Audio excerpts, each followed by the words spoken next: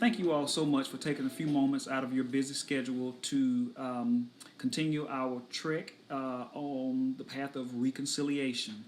The last couple of weeks, we've been talking primarily out of Acts. We've been using Acts and Brother Saul to talk about reconciliation. But tonight, we're going to kind of deviate just a little bit, and we're going to be talking about Mr. David and his attempt at reconciliation. And so we are going to go to the scripture, and tonight it will be Psalm 51. It'll be the third and fourth verse, and it reads, "For I acknowledge my transgressions, and my sin is ever before me. Against thee, thee only, have I sinned, and done this evil in thy sight, that thou mayest be justified when thou speakest, and be clear when thou judgest." And so here we see that Brother David had a problem. And he gives us the perfect way, really, to deal with trying to be reconciled to the Lord. Here's a little tidbit that I want to read and share with you. "For I acknowledge my transgressions before God and man." Acknowledgement of sin is what the Lord requires and promises forgiveness upon, and therefore is used here as a plea for it. And moreover, the psalmist had done so before and had succeeded in this way, which must have encouraged him to take the same course again. Now, I suppose it's not disturbing that David had found himself back in a very familiar situation, but at the same time, he understood what needed to be done to get out of that situation. And so David here is before the Lord, trying to atone for that he had done. And one of the things that we really want to understand is that this was a lot more than saying, "I'm sorry, Lord." It cost David a lot more than I'm sorry. And sometimes it's much more than words. And sometimes we feel that that's really all we have to do. But you got to remember that the work of reconciliation is a process, and it is more, than just you coming back and saying, "Hey, I'm sorry, I made a mistake." And you don't have the right to say to the person, even to God, whom you've offended or whom you've hurt, that, "I tried, and you just didn't take, like my apology. I done my part." Because true reconciliation, when you are trying to make amends and trying to get things right, you are pretty much at the mercy of the other individual, whether it be a person or whether it be God.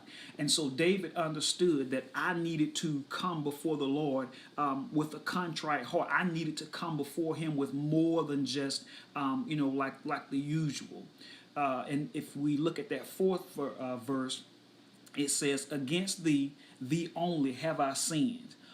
All sin, though committed against a fellow creature, being a transgression of the law, is against the lawgiver, and indeed begins at the neglect or contempt of his commandment, as David's sin did, and being committed against God, that had bestowed so many favors upon him, was a cutting consideration to him, which made his sorrow appear to be of a godly sort. Wherefore he makes his humble and hearty confession to the Lord, and who only could forgive his sin. And so you have to remember that God had been on David's side, that he had brought David up, from his boot, brought and anointed him king, and had blessed him, had been with David. So this was a special, kind of hurt, because the Lord had given you his best. He had done, things for you that nobody else would even fathom to do for you, but God did it. And this is how you repay the Lord. And so God, in his wonderful mercy, his wonderful grace, does not hold it against David. David comes to the Lord with more than just I'm sorry. He comes to God with a heartfelt, one of those things that really, many times causes you to weep, and really a broken spirit. He comes to the Lord knowing that I have done this thing. I've done this thing against you, God. And because of that, because the way that he came and the manner in which, he pursued the Lord, he stayed before God until he was able, to get this right, then the Lord, being God, is faithful and just, and he forgives. And David was able to move from this point. But again, just because he said he was sorry, he admitted, and he got it right in that instance, does not mean that there were some lingering things that happened to David because of his transgressions and the things that he done. And that is like us today. When we have done things that are contrary, to the Lord, and we are trying to ask God for forgiveness, the Lord is faithful and he will forgive. But that does not mean that you won't get this whooping that's coming to you. Because if the Lord has told you what not to do, and then you go and do it, then, he loves you, so he has to chasten you. And so in this path, or on this path of reconciliation, let us remember that there are things that the Lord, he forgives, but we put ourselves in a place to where he has to discipline us because he loves us. And so at this particular time, we're going to jump to our application portion, and we're going to hear from Lady Natasha.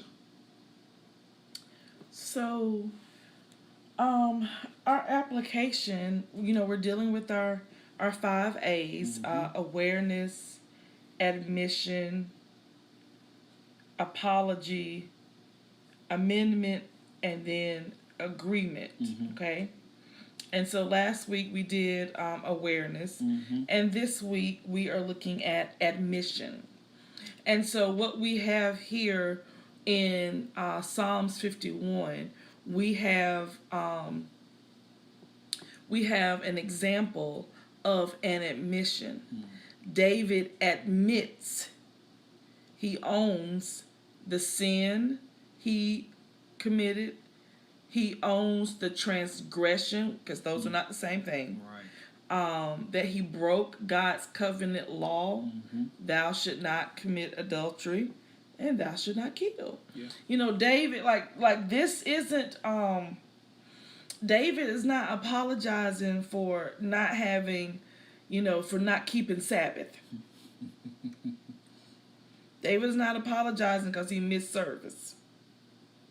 David is apologizing, or we haven't even gotten to the apology yet. Yeah. David is admitting that he planned an adulterous affair, and he planned a murder. Right. That is what David is admitting to.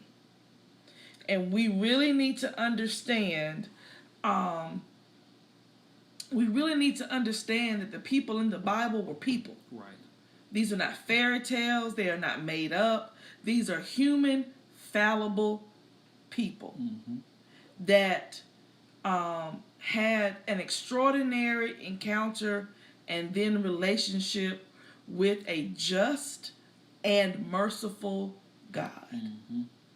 And so, because of all of the things that David had already gone through with the Lord, David knows that he has to come in a different manner because he knows who God is. Right. Because what does God say about David? This is a man after my own heart. So he understands that he must come completely contrite, completely broken.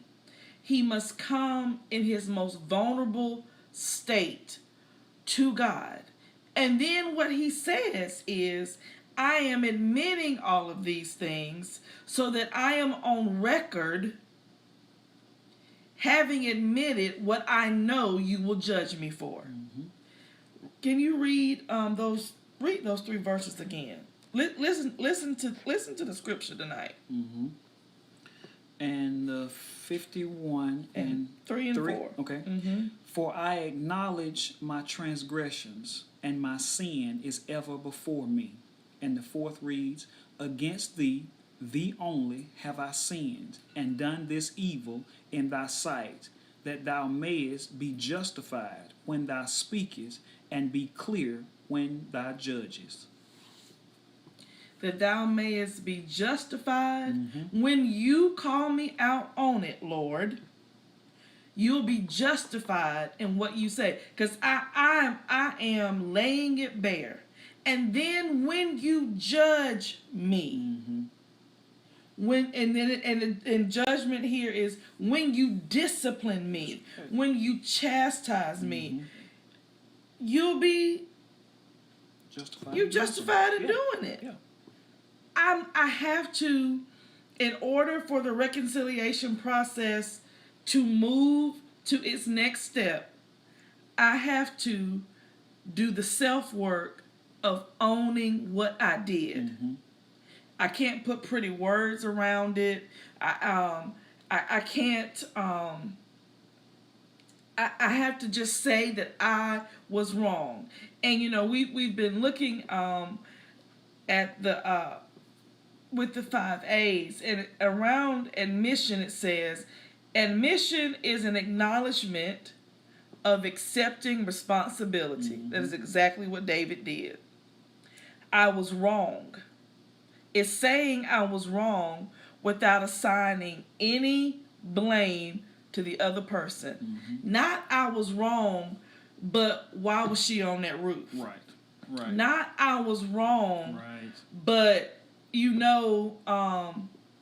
Uriah has None of that. No excuses. none of that. Mm-hmm. I don't drag anybody else in it with it. I don't care how many people were involved. I have to admit my part. Mm-hmm. That's where we are. I have to admit my part. I have to own my part. And that is what this is one of the most beautiful and explicit, no sugarcoating, Mm-hmm. just explicit examples of how you admit to wrongdoing. Yeah. And so then it says, when dealing with admission to the person you have wronged. Now, David is speaking to God. Mm-hmm. Mm-hmm. I sinned against you. Yep. Now, we don't know what he says to Bathsheba. In the reconciling of what the two of them did together. But again, remember, Bathsheba is not in a position of authority. Right. Bathsheba is in a position of weakness. Mm-hmm. She is in a position of weakness. How is she gonna tell the king no? But that's a whole nother. It's a whole nother something on power and the dynamics of power. We're not dealing with that right now. But in this example, if I'm gonna bring it to our lives right now, Mm-hmm. you said that people find it hard to admit that they are wrong, Mm-hmm. and we do. And so I went to look that up. Like, I wanted to know why is it so hard Mm-hmm. to say I'm wrong. I shouldn't have done that.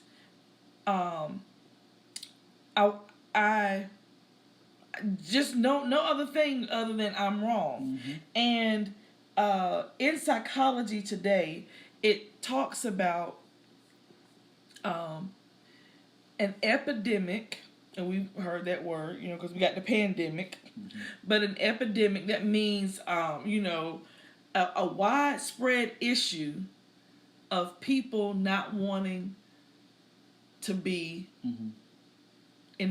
people wanting to be infallible. Hmm. humans Right. Dust. want to be infallible. How are we infallible? But, and then it also talked about that there are people whose ego is so fragile that their personhood, their view of themselves is so fragile, it's so brittle, it's just held together with threads that of how they view themselves, that they cannot they cannot admit to wrong because it will shatter the reality, or really a fake reality that they have created for themselves. That there are people who have created this fake, it's almost like a fake persona. But that persona, that's all in their mind, that's all they have. Wow. And it's really sad that I don't see myself beyond, for some people it's what they do. For some people it's who they know. And for some people it's what they have. That's the first thing they talk about. And when they talk to you, that's what they talk, those are the things they talk about. And so if my self isn't solid, I don't have a solid sense of self, and then that self clearly is not grounded, is not well grounded in Jesus, then me admitting to wrong splinters this self that I've built on sand, because it's not built on the solid rock of Christ. So when my whole personhood is built on sand, any little thing can undo it. So I guard against, I'll fight you tooth and nail, not to mess up this personhood I've constructed out of really nothing. Okay? So admitting that I am wrong means that I have to do it. A shift has to happen up here, because up here works real hard for me not to be wrong. Up here gives me a steady supply of excuses as to why I'm not wrong. Well, this happened. Well, that. Well, if not this, then that. Well, she should have. Well, they didn't. So my brain constantly it becomes a pattern. is trying to keep me, because the brain's job is to protect, is to keep me together. So the brain is if it's to date myself, like Wonder Woman and them bracelets.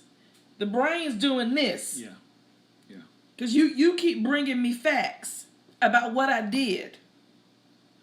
And if I take those facts in, I'm going to have to know something about myself I don't want to know. I'm going to have to know that I may not be the saint I think I am. You keep coming at me with facts about being stingy. You keep coming with examples of times when I haven't always been honest. Then you messing with my persona of the made up saint that I got in here. And I'm not going to let you mess with her. So it takes not just Jesus. It's ultimately Jesus, but Jesus generally sends you, when you got to do this kind of reconciliation work, the Lord will give you a mentor with which to do it. Now we know that with Paul it's going to be Ananias, and even with David here, Nathan comes to him. David doesn't come into this to this admitting what he did on his own. Nathan had to come to David with a story about some sheep. Had to take him all the way back to being 17 years old out there in them fields for his daddy Jesse. To get this grown king to look in the mirror and own that you plotted to have an affair with this woman, and you plotted to have her husband. Before you plotted to have him killed, you plotted to get them together because you found out she was pregnant. I mean, let's tell the whole story. This is like an episode of Greenleaf. They can't write soap operas like this. And then when Uriah was like, no, I'm gonna stay with my men.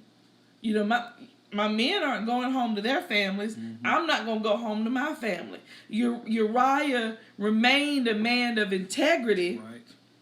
And so now David's like, now I got to kill you. To kill you. Yep.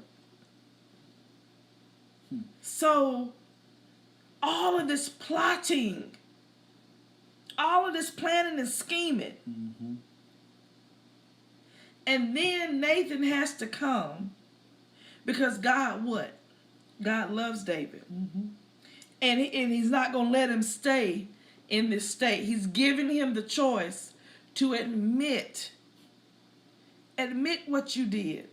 Because God knows. And then you do the work to get it right. So he sends Nathan with this story about this sheep, and David has the audacity to be outraged. Angry. He was hot. What you mean? That man only had one little sheep, and this man had so. Nathan was just like, dude, really? No, you know I'm talking about you, right? Right. Yep. This story is a mirror of King David.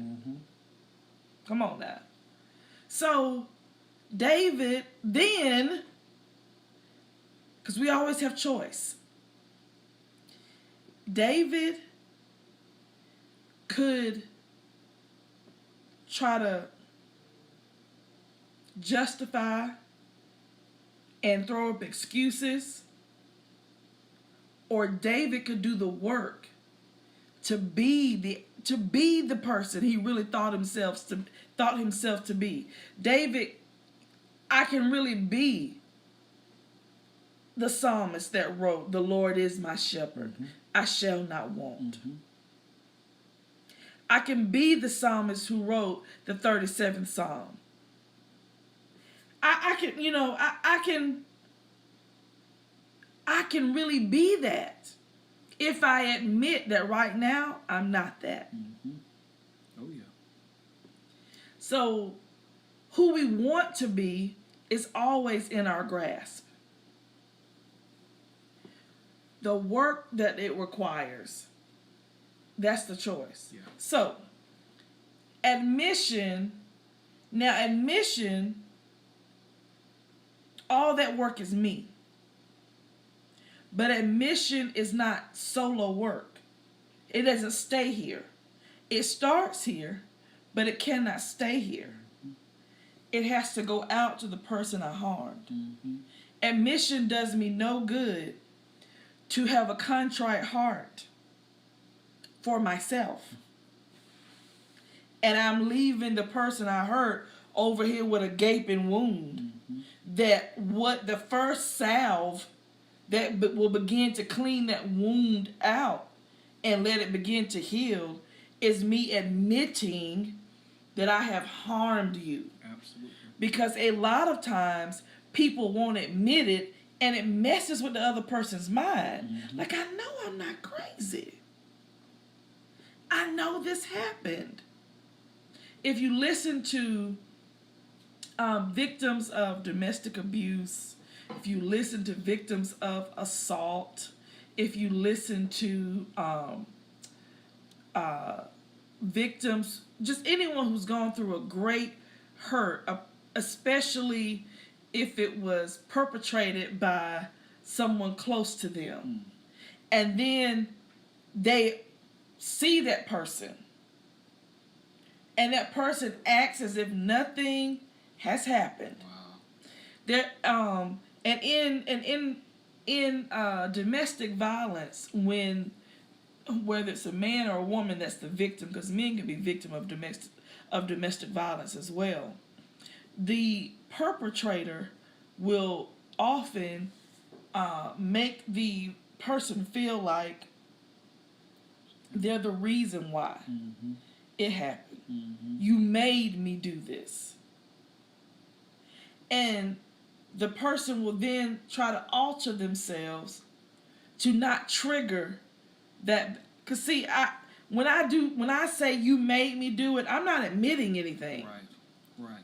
It's your fault. I'm admitting nothing. I take no responsibility in something you made me do.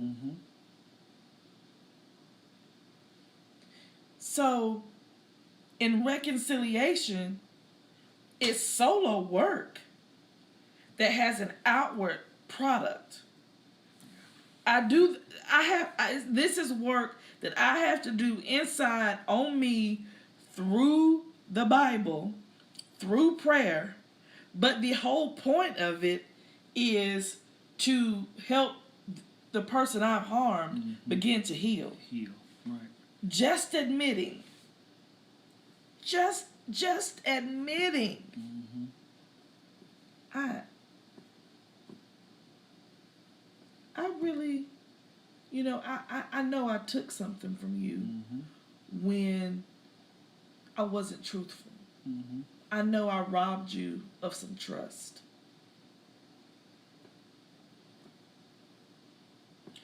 People want to be acknowledged. Sometimes you'll hear people say, that's all I needed you to. That's all I needed. That's all I needed. Yep. That's all I needed. Because when we can do the mature, saved, adult work of admitting, we snatch a tool from the enemy. He doesn't have that in his tool belt. That can't run around the person's mind anymore. We work together in defeating the enemy from keeping this thing going. Right. Yep. I want to share this. It's one of the things about admission is that it needs to be done quickly. Right. Just like it needs to be done without excuse, no blame, ownership. It needs to be done quickly. Because again, you don't want, I think I used that analogy last time, like a mosquito bite. Okay, I got bit. The quicker I can put something on it and get that sting out of it, then I'm not going to scratch, because it's the scratching that turns it into a sore. Right. And then that's when the oozing comes, and it might be, the more times I go in it with these nails, the infection is going to, we've all had a mosquito bite that just, got out of control because we kept bothering it because we didn't take care of it immediately. And so admitting our wrongdoing as fast as we can helps keep it from festering and then becoming the relationship becoming infected.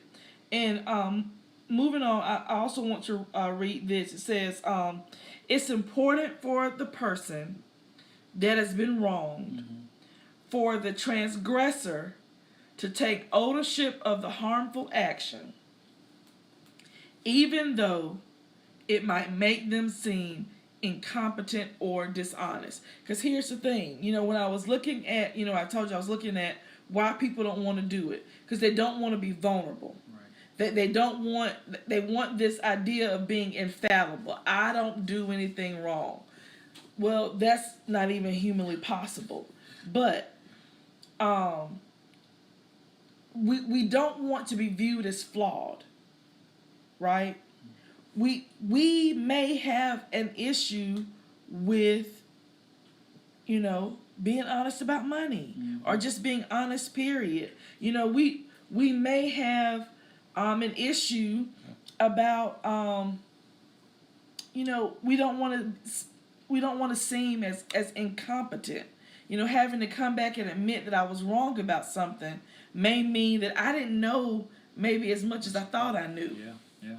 And so now if I go back and say that I was wrong, now you gonna know that I don't know, right? So I want to be seen as someone who knows. Well, getting it right doesn't make you less. I think that we think that this somehow subtracts from us when reconciliation really adds to us. The other thing I want to share is that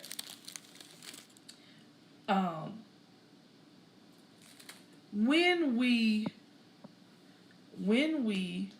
admit that we have done wrong, do you know what it really shows? It shows the level of respect you have for that person.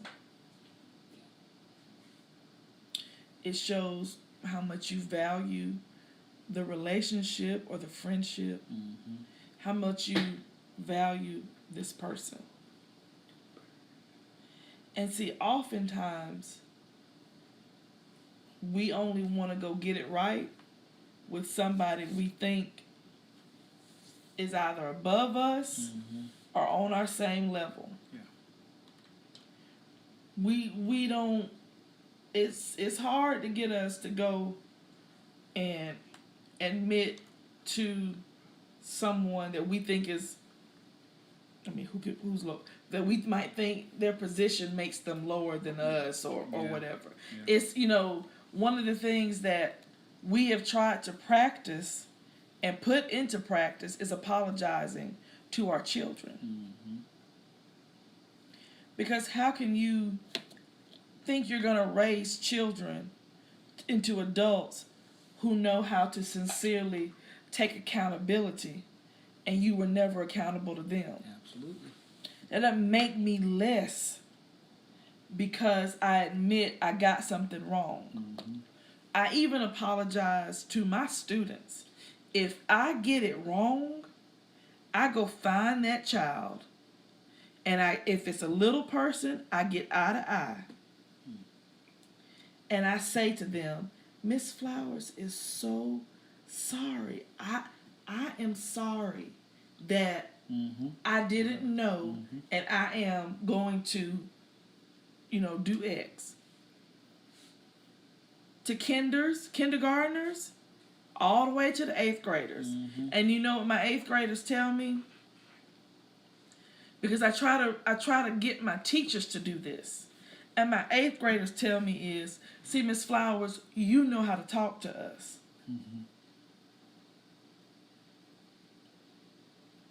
You know how to talk to us. Children aren't crazy. They know how it's supposed to go, and then they know what the reality is. Yeah. And what they're trying to see, just like the Sunday school lesson, they're trying to see, okay, do these two things match? Yeah. Do these two things go together?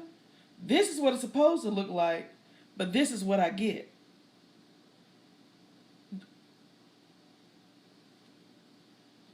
So admitting it's a tough one. It's a tough step. But we have this beautiful example from David. And notice that he doesn't come to this on his own. And even the time that, even though it's not chronicled, it's not written out, I would think that Paul's time with Ananias, that there is some of this happening. That Paul has a great, acknowledgement, self-awareness of what he has done and admitted his part in the harm that he caused to the early church. So we need, walk away this evening with, just a couple of things. One, if you have a relationship that you need to repair, you've truly harmed someone or there's been a breach, you need to find a trusted advisor, grounded and rooted, established in the Word of God, and speak with them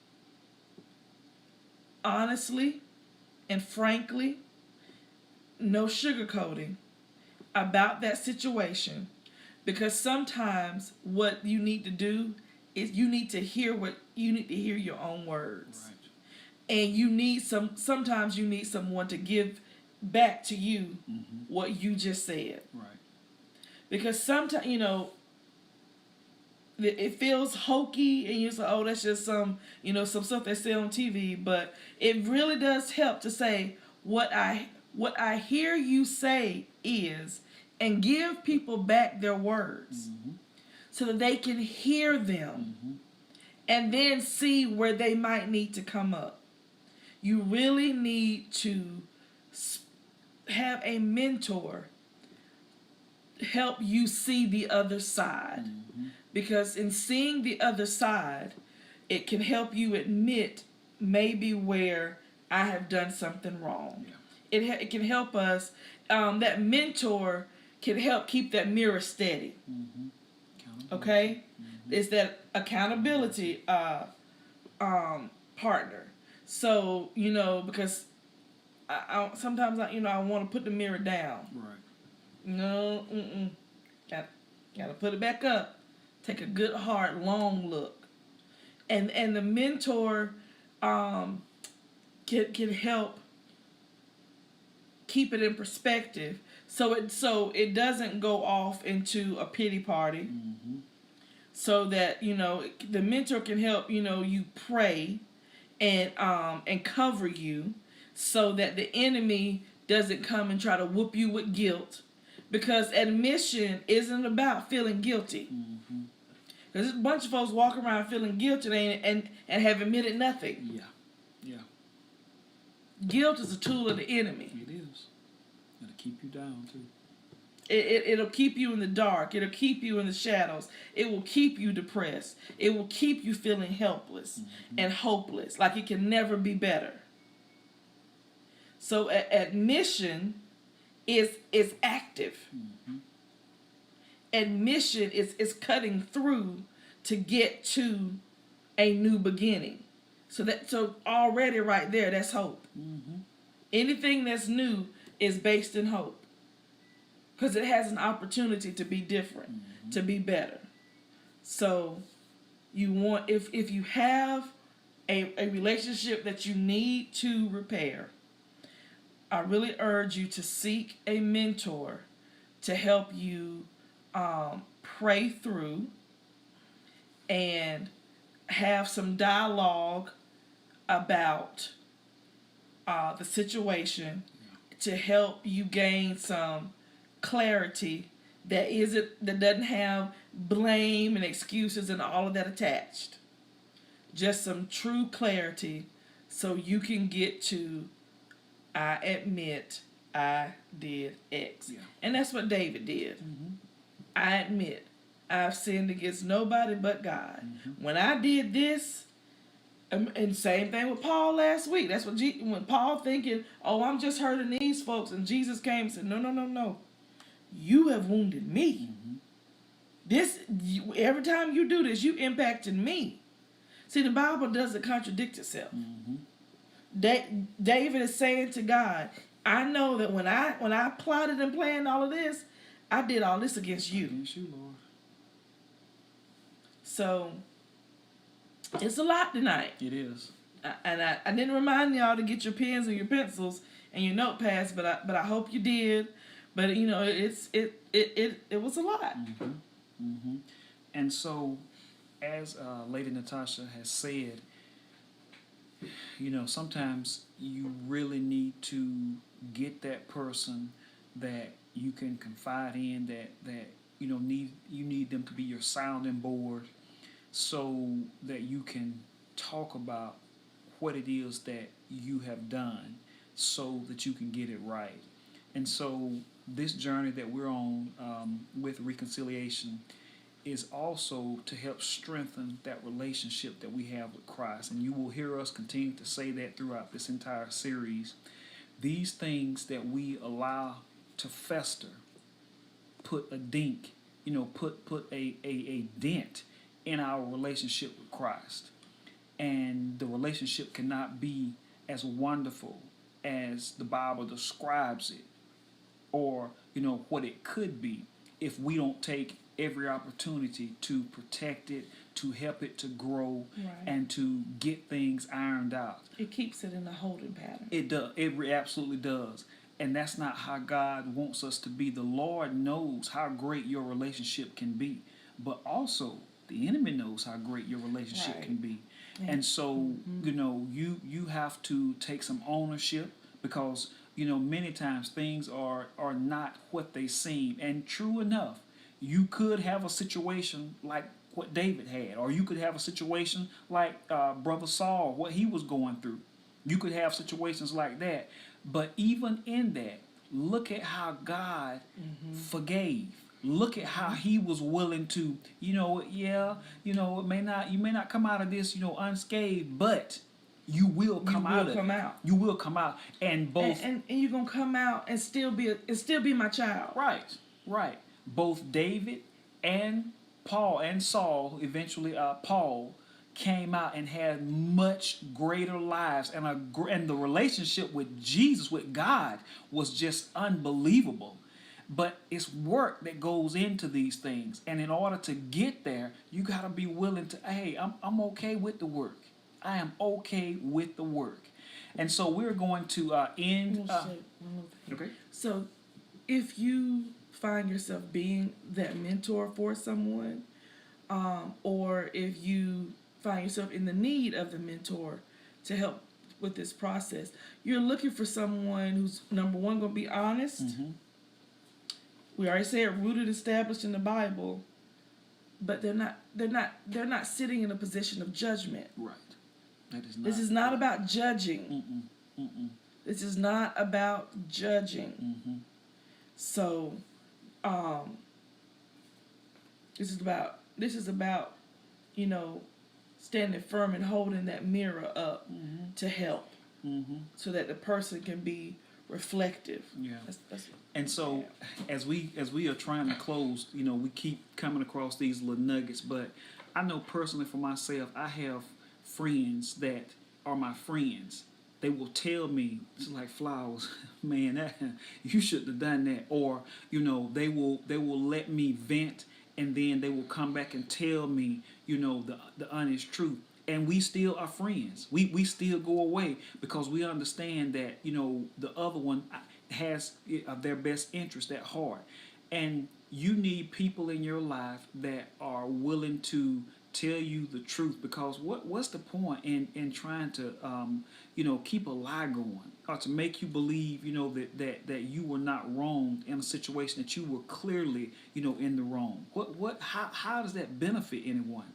And so again, we are going to table this, because we're trying to work on our time with this. Our time is great, because if we were doing a face-to-face Bible study, it would be about an hour. About an hour. And this is under an hour. Yeah. So, but we hope that you will view this, and that you will write down some things that can help you in your particular journey, with reconciliation.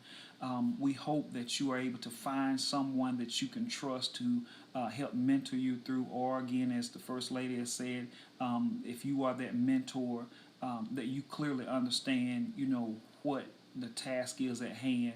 Because again, if someone sees the slightest bit of judgment, then you may lose them. Right. So let's be aware, of that. There's so many things that we as children of God have to be aware of.